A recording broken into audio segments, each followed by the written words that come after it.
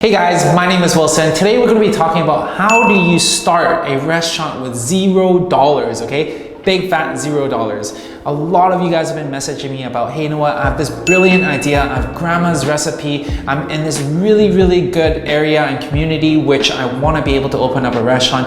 But the biggest thing is that I don't have the capital and the investment. When I first started off, I didn't have the capital either. However, I was actually able to save up from other businesses, which allowed me to diversify and invest in this business. I know some of you are not in that position, which is the reason why I'm shooting this video with you, to share with you the 4 secrets on how do you actually raise capital in order to run your own restaurant, in order for you to be able to bring that recipe to life, and in order for you to be able to create something that you're so excited in building. If you guys do stay till the end, I'm going to share a story with you on how we are actually able to raise $200,000 Canadian for my ice cream shop business. So make sure you guys stay till the end, otherwise we're going to dive right in. The number 1 way to raise capital, easiest way out there, is through friends and family. Now I'm going to explain to you the pros and cons of raising capital through your friends and family to run your restaurant business. The pros of that is that it's the easiest to get the money. You don't need to show them a proof of concept. You don't need to show them a pitch deck. You don't need to show them too much things. The only reason why they're investing is in you. Okay, as much as they want to say that they want to check out the location, they want to check out the product that you're serving, they want to check out your business plan, all those honestly is irrelevant, because at the end of the day, if they're looking for a business opportunity, they wouldn't be investing in you. Okay, just simply put, let's just put it out there, guys. It is because they love you, they trust you, and they want to support your dreams in building a food and beverage restaurant. That's the reason why it's going to be the easiest way to raise capital, and that's the number 1 pro of raising capital through your friends and family. On the flip side of raising capital through your friends and family is that you're going to be under a lot of pressure. You're going to be risking the relationship of you and your family, you and your friends. That is a really big risk that you're taking on, because if the business is successful, great. Everyone is happy, okay? You're making money for your friends, you're making money through your family, and on top of that, you're able to bring your vision to the world. Now, on the other hand, if your business is not successful, then technically speaking, you've just lost a friend, you've just lost a family member, and you need to understand and weigh the risks of this, because there's so many of my friends that I see that when they take on different projects and raise money through different of their families and their friends, they've lost their friends, they've lost their family. They get into arguments because they didn't set the right expectation. So having said that, if you are to be able to raise money through your friends and family, do make sure that you set the right expectation. Let them know the duration of how long this investment is going to be. Second of all, let them know that 80% of the time, if not 90% of the time, they need to understand that the money that they're investing in you is at risk of being completely gone, and that you are going to try your very best in order for them to help them grow the money, but there's no guarantee, and that they should have that expectation of this is an investment, a high risk investment. Okay, and when you're able to set that expectation, hopefully you can actually keep this relationship intact. That's the number 1 way to raise money for your restaurant if you have no money. So raising money through your friends and family is one way that I highly would not recommend to any of you guys. However, there's a lot of people that do that. I personally value my relationships much more than running a business, which is the reason why I would never ever ask my friends and family for money. And I would highly recommend you not do the same as well, because at the end of the day, what good does it bring when you have a successful business when you don't have your friends or family to share that happiness with? What good does that bring? For me, it doesn't mean anything. I've seen too many sad stories of how entrepreneurs and people have lost their friends and family through business, and it's just a really sucky feeling, which I don't really want to go through, which is the reason why I do not recommend it, even though this is the easiest way for you to get money. The second easiest way to raise money for your restaurant, if you have $0, is through governments, banks, grants, loans, and all this sort. The pros of that is that it's much more easier to deal with than your friends, your family, or your grandma, because during Christmas time, your bank and your banker is not going to be there asking you about, hey, how's the restaurant coming along, and give you that pressure.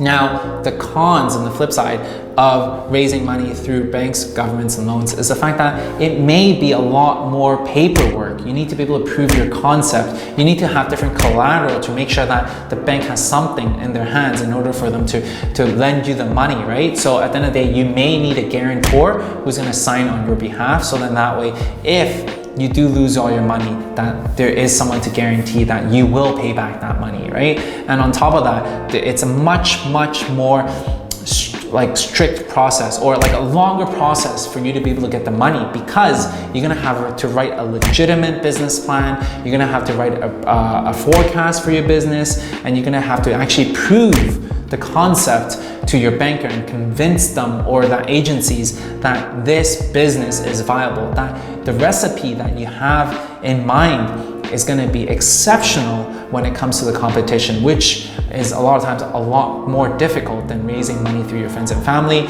But this is something that I highly recommend if you are short on cash, because you're not going to have to deal with the stress of dealing with your friends and your family. For different cities, different countries, there are different agencies, different banks, they all have different rules, which is the reason why I can't give you one straight answer of who to go to. It really comes back down to your city that you're in and the country that you're in. Give you an example of how we have done it in Vancouver, BC, Canada, is that we actually raised our money through the Bank Development of Canada, and they're very lenient with their process of lending money, because this bank is actually backed by Canada, and they oftentimes lend up to 90% of what you're asking for. So if for us, when we were borrowing money, we were able to actually borrow up to $100,000 with zero collateral, because this bank of them, they have much more higher risk tolerance for small businesses, because this bank is made to provide funding for small businesses. So in your specific area, Google and actually try to find out and do research on specific associations, specific banks, specific programs that actually support small businesses, and you're going to be able to find one that is relevant in your specific area. The third way to open up your restaurant with $0 is to find a partner, okay? What I mean by that is, if you only have $50,000, you need to be able to raise the other $50,000, and you don't want to go through friends, you don't want to go through family, you don't want to go through governments, then you can actually bring on a partner who can fill that $50,000 pot for you, and that way you can actually work with someone that can actually grow the business with you. Aside from the cash injection that your partner brings, they can potentially also be a good partner that you can actually bounce ideas off with. They can actually take on different types of operation within your business. So for example, you have to deal with marketing, finance, logistics, front of the house, back of the house, HR, all this crazy stuff. And it's a lot of work when it comes down to it, which is the reason why finding a good partner who can actually bring value to the table is so important when it is about choosing the right partner. And that is something that is a really major advantage on finding the right one. Now on the flip side, we always hear crazy stories about how partners are running away with the money, partners are not doing anything, partners are suing each other. All these crazy things are what you would be expecting if you find the wrong partner. And that's the risk about bringing in someone that you're working with. So that's the reason why in this video, we talk about how do you find a partner that you can actually work with in building your business. Now, out of the 3 different options that I've mentioned, friends and family, banks, loans, all these different places, and through partners, I think finding a good partner and finding a suitable partner is something that I personally would choose. Now this is a really tricky situation, because it really comes back down to your alignment in terms of culture, in terms of vision, how you guys do things, right? We talk about the division of the work. what is he gonna do and what are you gonna be doing? And is he okay with you taking on, let's say, marketing while he's taking on the finances, right? So how do you guys divide up the work, which both of you guys are happy? Now, if you're able to find that sweet medium, this equilibrium, then that means you're gonna have an exceptional relationship with your business partners, okay? In this video, we talk about exactly how you find that partner that's gonna be able to help you build this dream restaurant of yours. And that's what we were able to do with 720 Sweets. My partner, Brian, this is his face, okay, check him out. Super, super amazing guy. He does all the operations while I take care of the vision. And he just puts in like 120%. Throughout the last 5 years of us partnering up, I can't thank him enough for pulling in all his weight. And also, we may have arguments, but we always know it's because we're arguing for the sake of the betterment of the company. It was never personal. He always is putting in 120%, and you know what? I can't say any more good things about this guy, because without him, we wouldn't have 720 Sweets, and let's just put it that way, right? So for me, I got really lucky, but it was also very strategic when I brought in Brian. It was also a lot of hard conversations that we had in the beginning to set the right expectations, so he knows what to expect from a partner like me, and I know what to expect from a partner like him. That's how a beautiful dream team is being built. The fourth way to open up your restaurant with $0 is to find angels and investors. So many people have actually messaged me and asking me, how do I find investors and how do I find angels to invest in them? And I just find this question really, really dumb and really stupid. It is because why would anyone, okay, with the right mindset would invest in you? You're just gonna ask that question. Why would anyone who has the money, okay, invest in you? What makes you different? Why is it that I'm risking $100, $200, $300, $500,000 on you? Why do I have to do that? What makes you special? A lot of people think that investors and angels are dumb people who just happen to have money that would invest in anything and everything. And that is precisely wrong, okay? People who have money, they got there for a reason. It is because they're able to actually do the research, they're able to actually be in the trenches, they know a lot more about business. So this is actually the most difficult place for you to be able to get investment from, because angels and investors, they invest in things that they think and see opportunity in. So when it comes down to it, when you're asking yourself, hey, I wanna raise money through angels and investors, ask yourself that one question. What makes you different? Simple as that. The pros of raising money through angels and investors is the fact that these guys have tons of money and are willing to be able to invest in you. You don't need to see them for Christmas. You don't need to see them during your off time. So then that way, you're still gonna have a good relationship with your friends and your family. Now, on the flip side, they're much more difficult to land because they would always ask, why you?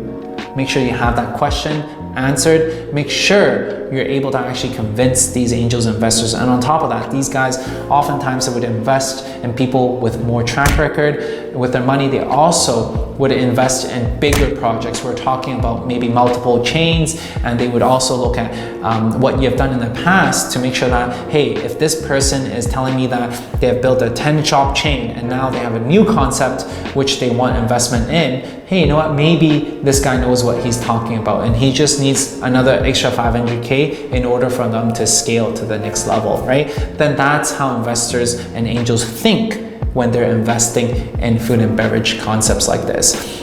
By far, out of the 4 different ways to raise money, I think this is the most difficult one because, like I said, why you? You need to answer that question in order and be super convincing on that note in order for them to invest in you. Because at the end of the day, think about one thing. Just because you have a crazy, delicious recipe doesn't make you any different from the millions of chefs out there. If they really want to get into this business, they can easily hire a chef to be able to do R&D on this recipe. They don't need you. So make sure you answer that question. If you have something that is so different about you, your background, your resources, your connection, your anything, you know what, bring everything of that to the table, then perhaps you would have a chance. Other than that, I would highly recommend just sticking to the first 3 different options in raising funds for your food and beverage restaurant. So there you go, the 4 ways to open up a restaurant with $0. First way, through friends and family, okay? Second, through banks, associations, grants, loans, whatsoever. Third is through partners. And fourth and lastly, through angels and investors. These are the 4 ways for you to be able to raise capital if you don't have any to start running with your restaurant business. And as I was sharing with you and as promised, I'm going to be sharing with you a story of how we actually got $200K in investments in 720 Sweets, our ice cream shop. This actually happened 3 years ago when I was actually documenting my journey in building this ice cream shop, now international chain, for 720 Sweets. And throughout this period, we were experiencing some cash flow problems, which is the reason why we're like, hey, you know what, we're suffering, we're challenged, and we really need help. One person that actually was following along the story reached out to me and actually asked me, hey, you know what do you need help with? And we started having a conversation. And in turn, he was actually able to see a lot of different opportunities from us partnering up with one of the biggest Asian supermarket in Canada, which is owned by Loblaws TNT supermarket, okay? And the second opportunity is for our expansion into China, right? This was 2 very, very big selling point, which at the end, through numerous conversations, we're able to raise more than $200,000 for our project. At the end of the day, I personally wouldn't bank on this type of investment because, you know what, it's very, very difficult to raise funds through investors. But nonetheless, this is the short story of how we're able to raise $200,000 for our food and beverage restaurant and shop. If you guys like this video, I'm sure you're gonna find a lot more value in the link below. Check it out in the link below. I actually share with you my very beginning to where we are at right now, from the A to the Z, from starting from, you know, negotiating free rent, to choosing the perfect location, to crafting the right menu, which ensures us to have at least 20% margins, to marketing tactics, to diving into your customer's mindset and offering them something that is irresistible, to all the marketing stuff that we have been doing. Everything within that link below. If you guys are interested, make sure you guys check it out, because that's where we share all the things that I've been learning throughout the last 10 years of running business, okay? So make sure you check it out in the link below. Otherwise, subscribe within this journey, because I'm gonna be sharing a lot more of these videos of one-on-ones. And if you guys like this video, make sure you guys show some support, smash the like button, comment in the section below of what you thought about this video. Otherwise, I'll see you guys in the next video.